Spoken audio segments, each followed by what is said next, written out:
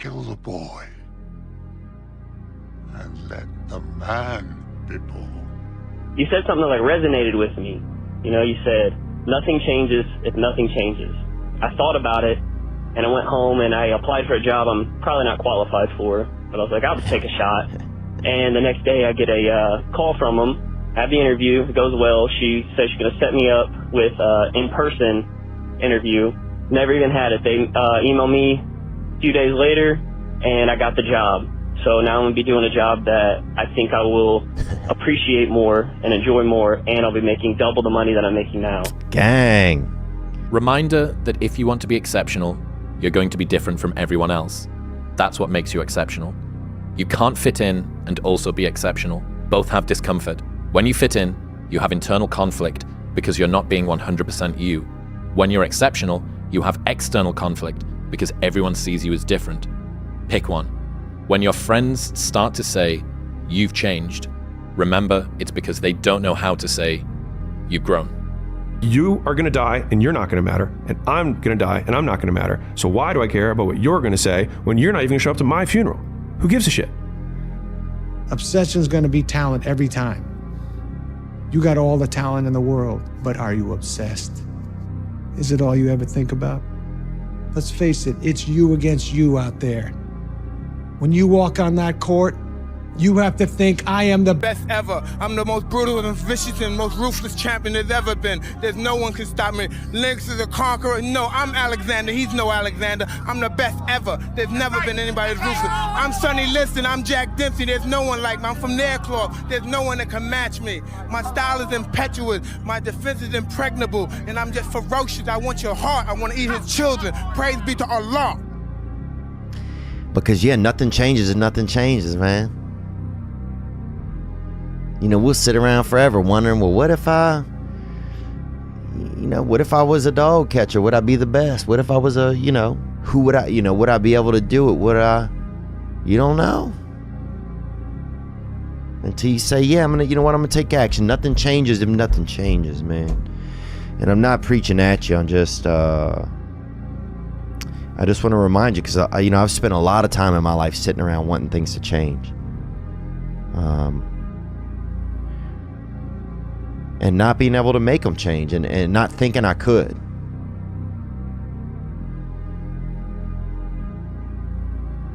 And I wish somebody had told me that earlier sometimes. That in order for something to change, there needs to be change. When you change your life, you have to change your life. When you choose to let go, you have to let go. They had worshipped a golden calf back then, in captivity.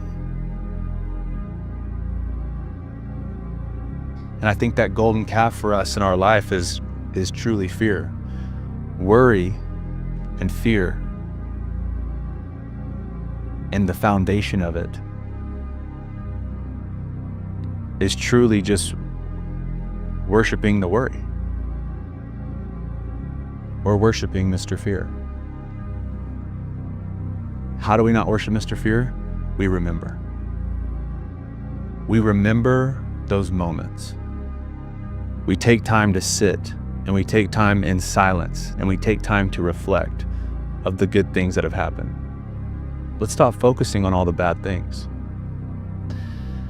Just remember that the pain of doing nothing will always be worse than the pain of doing something. Because sure, taking steps can be uncomfortable and intimidating and scary, but it will always be better than the alternative. The slow, never-ending subconscious discomfort of remaining dormant will always be worse than the temporary and voluntary discomfort of making a change. Hard times create hard men. Hard men create soft times. Soft times create soft men. Soft men create hard times. We are now around soft men and hard times. Yeah. We're in the time of toxic masculinity, right? Where you could be toxically male. Yeah. And then if you're suppressing masculinity, you're going to bring on hard times. It doesn't mean masculinity doesn't mean you're mean. Yeah. It doesn't mean you're angry. It means strength. You will fail in your comfort zone. Success is not a comfortable procedure. It is a very uncomfortable thing to attempt. So you got to get comfortable being uncomfortable if you ever want to be successful. Where you go? Where you go? Well, why? It's dangerous out there. It's like, yeah, no kidding. It's more dangerous here if you stay with me. By a lot.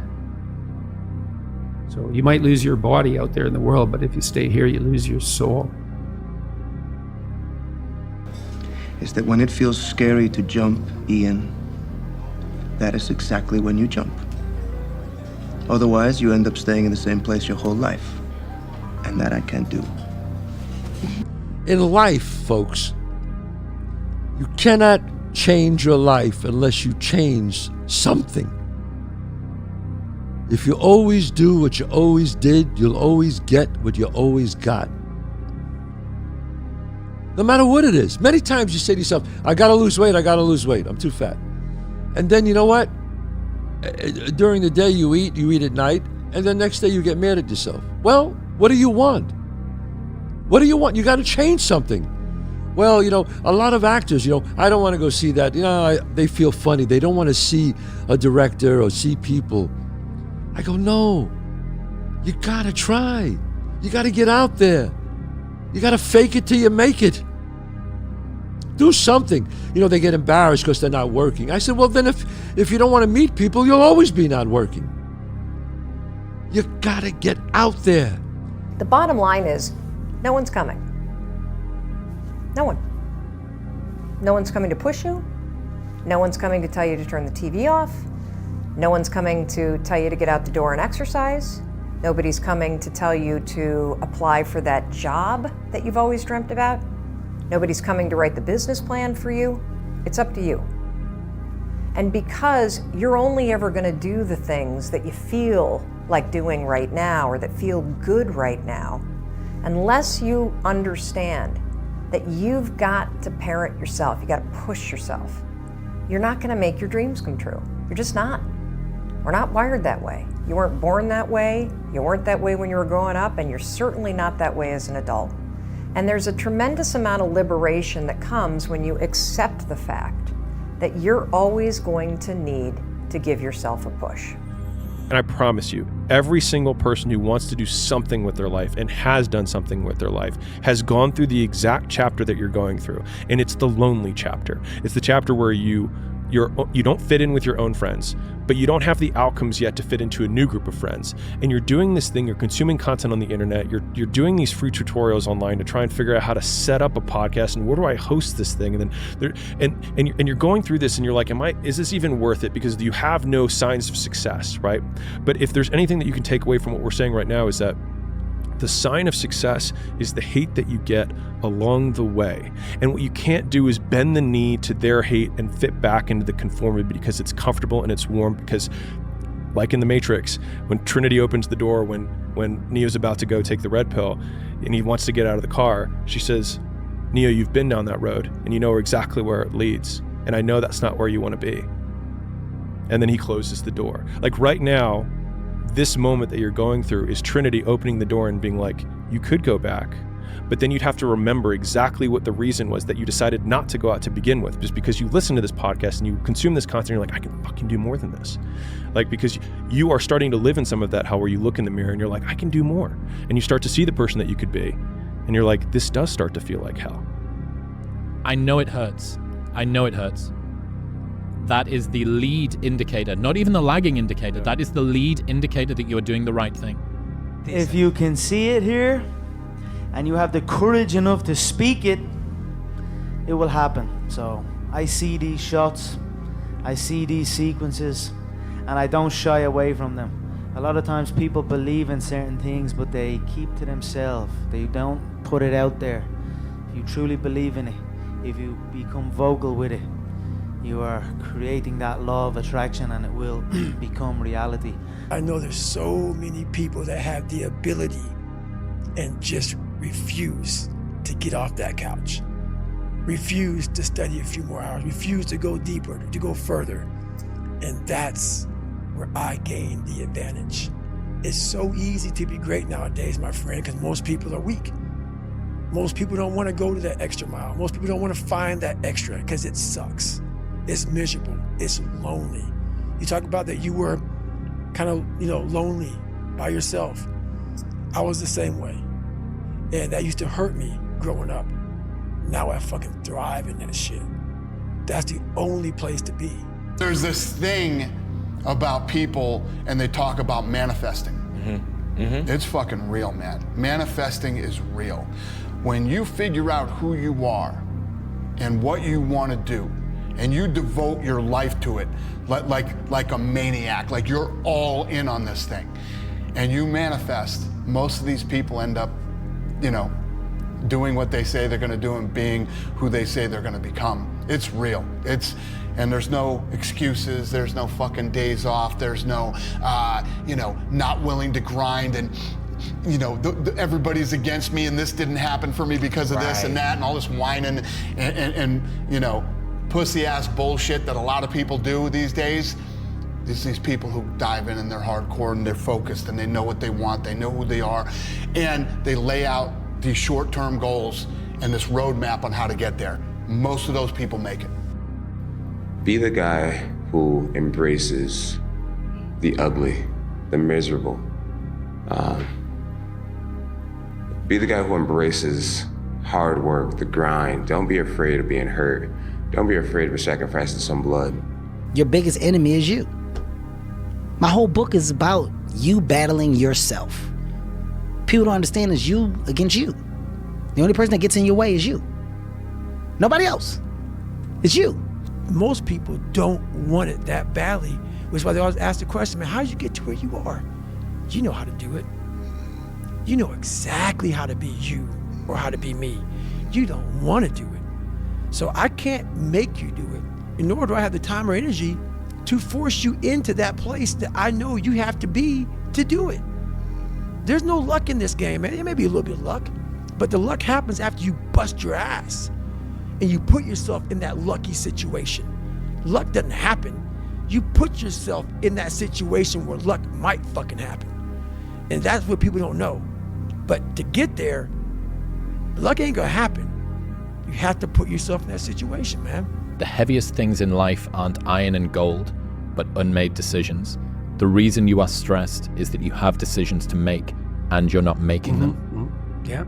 I get happier about the harder it is because I know that no one else will follow. It's a selection effect. And I think if you can shift from this is hard to no one else will be able to do this, then it flips from being this thing that you're like, oh, poor me, to oh, poor everyone else who's going to have to fucking try. And I think that is so much more motivating as a frame for the exact same circumstance. I don't care how good you are in anything. You don't have discipline, you ain't nobody. Right. You're nothing without discipline, because you give up under the slightest struggle without discipline. Discipline is doing what you hate to do, but do it like you love it. And if you're not constantly performing without purpose, you're not going to be ready when the time comes. It's this magical thing, purpose, that we're all looking for. But what's funny about it all is that we need these things to perform. But we don't take a second to realize the purpose is always there. The purpose never leaves us, because the very purpose is you. You are always the purpose. There may be another purpose, like being a SEAL or going to college or whatever, but the main purpose in life is you. So if you wake up in the morning and you don't want to do something, you don't care enough about yourself. And that's what you need to really research is, man, why am I not doing this for myself? Because that is the number one purpose in life, is to better oneself. So that's the only purpose I need. So the reason I get up every day, even though there's no race or there's no school or there's nothing in front of me, is because I have pride in myself. After watching that film, I come to understand if I could work that hard every day, with being blessed with the physical tools that I have, what would my career be? And I made a promise to myself from that day that I was going to work that hard every single day, so that when I do retire, I have no regrets. And that was the most important thing for me, is to leave no stone unturned, get better every single day. And if I lived that way, then over time, I'd have something that was beautiful. But that was my philosophy. It seems like a pretty simple one, but if you live your life to just get better every single day, and do that for 20 years, what do you have? This is probably one of the heaviest hammer blows, I think. You've already achieved goals you said would make you happy. You've already achieved goals you said would make you happy. You've already achieved goals you said would make you happy. How can you presume that your happiness sits on the next side of the next set of goals, given that right now you are on the other side of your last set of goals? But one of the things that really motivates me, or one of my most powerful motivational frames, is thinking about the person that I want to become as the destination. And thinking like, I want to be bulletproof. I want to be bulletproof in these ways. I want to be bulletproof in my marriage. I want to be bulletproof in my business, etc. And I think about that man, whoever I want him to be. Like we said, hell is when you look at who you could have been and realize that you're not that person. And then I think, if I were to make that man, what would I put that man through to make him who he is? Like, it wouldn't be easy times. It wouldn't be quick wins. It wouldn't even be easy wins. It would be the toil and the struggle of achieving and reaching for things that are right out of grasp, that are right above my threshold, and continuing to do that to like lift the weight, to build the muscle, to break it down and do it over and over again, because like that's what creates the character traits that are the man that I want to be. And so when I'm going through those like really harder times, I like to think of like looking in my mental mirror of like, I'm making you. I'm not there yet, but I'm making you. And that has helped me get through some of the harder times.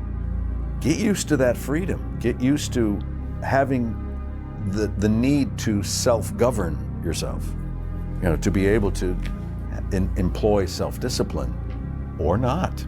Or you realize, oh my God, I'm really slovenly. If I'm not told I need to go to class, I don't go. You might discover something about yourself. I need order. I need that. I like that. Some people love to be said, this is where you have to be and this is what you need to do. Are you that type of person? Or are you a type of person that wants more freedom in your life? If there is something that you feel is good, something you want to do, something that means something to you, try to do it. Because I think you can only do your best work if you're doing what you want to do, and if you're doing it the way you think it should be done, and if you can take pride in it after you've done it, no matter what it is. If you can look at it and say, I did that, and I think it's pretty damn good. So here is a list of things that are not doing the thing. Preparing to do the thing isn't doing the thing. Scheduling time to do the thing isn't doing the thing. Making a to-do list for the thing isn't doing the thing. Telling people you're going to do the thing isn't doing the thing. Messaging friends who may or may not be doing the thing isn't doing the thing. Writing a banger tweet about how you're going to do the thing isn't doing the thing. Hating on yourself for not doing the thing isn't doing the thing. Hating on other people who have done the thing isn't doing the thing. Hating on the obstacles in the way of you doing the thing isn't doing the thing. Fantasizing about all of the adoration you'll receive once you do the thing isn't doing the thing. Reading about how to do the thing isn't doing the thing. Reading about how other people did the thing isn't doing the thing. Reading this essay isn't doing the thing. The only thing that is doing the thing is doing the thing. There's a quote that I've fallen in love with. The magic you are looking for is in the work you're avoiding. The magic you are looking for is in the work you're avoiding. And you say you are morally obligated to do remarkable things. Why? Well, I think partly because life is so difficult and challenging that unless you give it everything you have, the chances are very high that it will embitter you, and then you'll be a force for darkness and not good. And so, the fact that life is short and can be brutal can terrify you into hiding and avoiding, but it can also, you can flip that on its head and understand that since you're all in anyways, you might as well take the risks that are adventurous. And that's a very good thing to understand. And what is also useful to understand in that manner is that there isn't anything more adventurous than the truth. If you want to be great, you want to be the baddest motherfucker ever at what you do, you're going to be misunderstood by everybody because you're going to be so obsessed and so driven to get there. That's what it takes. That's the truth. It takes every second of your life. Anybody says balance? Yeah, balance is important for a lot of people. It is. But if you want to go to that edge where people do not like you, don't understand you, question everything you do, you've arrived. When you are misunderstood to the point where people think you're psycho and you're nuts and you're this and that, why are you in the gym at 1 o'clock in the morning? You just got to doing an op for 13, 14 hours after Ranger School, man, at the gym. What is wrong? You will never understand what is wrong with me. And that's why I'm so fucking glad you don't, because I'm in the right fucking spot. When people don't understand you anymore, you're in that spot of obsession and drive where people are like, what the fuck is wrong with this guy? I don't want to talk to you, man, because you're not going to get it. You're not going to get it. Boom. Don't want you to get it. Yeah. Don't want you to get it. There is a period in everybody's journey where they are so different because they've started to do new things that they no longer fit in with their old set of friends. But they're not sufficiently developed that they've gained their new set of friends. And they're unsure. Should I go back? Should I lean back into getting a bag in with the boys on a weekend? Is that the highest, way that I can live my life passion forward? Because that's what everybody else does. And all of my friends are taking the piss. Oh, not drinking again. Too good for us, are we? Not going out again this week. Oh, okay. Well, enjoy staying in home and reading. Fucking nerd. So you're going to feel the pain of being ostracized from the group of friends that you used to have. But you're stuck in this messy middle where you haven't yet worked out who you are on the other side of this. And that lonely chapter that's in the middle is something that I would say almost nobody that I've ever met who has gone from a place where they are to a place where they want to be hasn't gone through. What would you do if you weren't afraid? And I love thinking about that when I'm thinking about big life decisions. Like, what would I do if I weren't afraid? And it's usually the big one, the bigger thing that I really want to do, but I'm afraid to do it. It's that's what I should do. What would I do if I weren't afraid? And what would I do if I knew I couldn't fail? And the idea that I will never wish for fewer epic stories at the end of my life.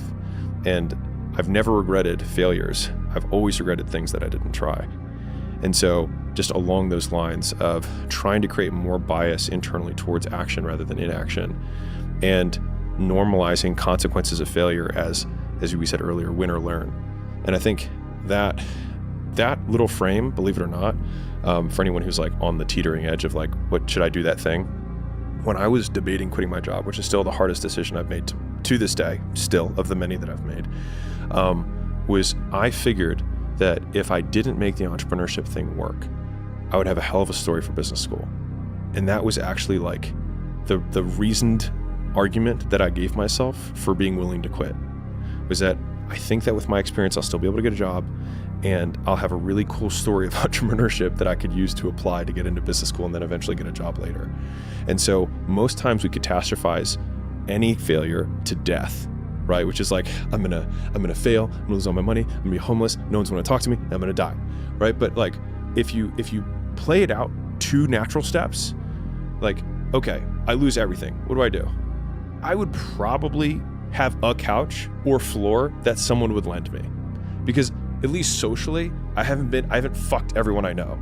And so I have that. It's okay, so I would have some capacity to do that. Okay, is there anything that I could do in the meantime in order to make money? Well, sure, I could drive Uber and strip. And I've already, I've told this story before, but for me, that was genuinely my plan B, because I knew that I could probably make 70, 80 grand a year driving Uber. I could probably make 150 stripping, maybe 200.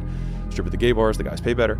And then boom, I've got 280,000 a year. I could live on the floor, and then I could restart again. And so that's because I don't have a lot of shame with that kind of stuff. That's not that doesn't matter to me.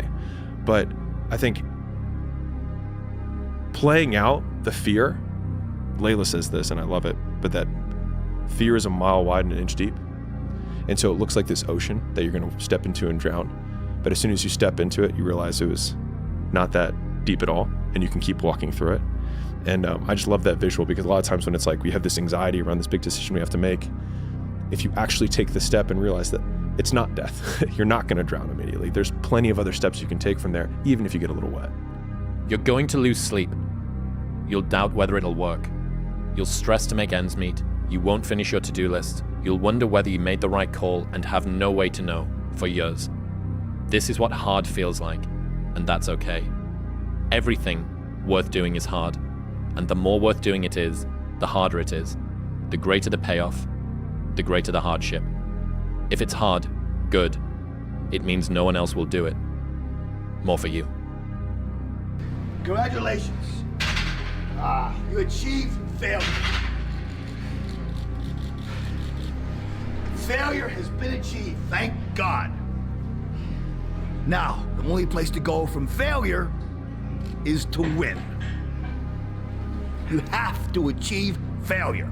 You have to take it that far. Nobody wants to go that far. It's too scary. But you know something? I got news for you. That's where winning is. It always has been. You need to just keep living. Listen to the pain. It's both history teacher and fortune teller. Pain teaches us who we are, Wade. Sometimes it's so bad, we feel like we're dying. But we can't really live till we die a little, can we? Get back to fucking work. It's time to get back to work. Stop hearing yourself talk. Get off the podcast. Don't be on social media too much. Cut out all the fucking noise. Get back to the fucking mental lab, because that's where the knowledge came from. So for me, I must cap myself so I can come back with better, more unique knowledge versus the all that cookie cutter knowledge that's out there. That's why people buy the books I have, because it's not cookie cutter. You should be a monster. You know, because everyone says, well, you should be harmless, virtuous. You shouldn't do anyone any harm. You should sheath your competitive instinct. You shouldn't try to win. You know, you don't want to be too aggressive. You don't want to be too assertive. You want to take a back seat and all of that. It's like, no. Wrong. You should be a monster, an absolute monster, and then you should learn how to control it. Do you know the expression, it's better to be a warrior in a garden than a gardener in a war? Right, exactly. That's exactly it. Yeah. The thing is, man, it's always going to be a party. There's always going to be a time to celebrate, and there's a time to join friends, or a day to, the bars are always open. Always open. No matter how old you are, they're always open, you know?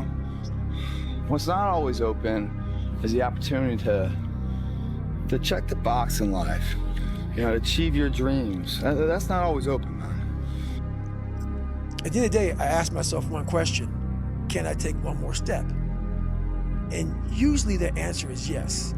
So if you can answer that question and not take another step, that is real failure. That is real quitting. So a lot of people can take one more step, but they choose not to. I don't know if you can take 2 steps. You got to answer that question after you take the first step. But I can always take one more step, so if I choose not to, that's on me. And I got to live with that. From that day forward, I made a promise that I will give it everything I got. I'm ready to die for what I had to succeed.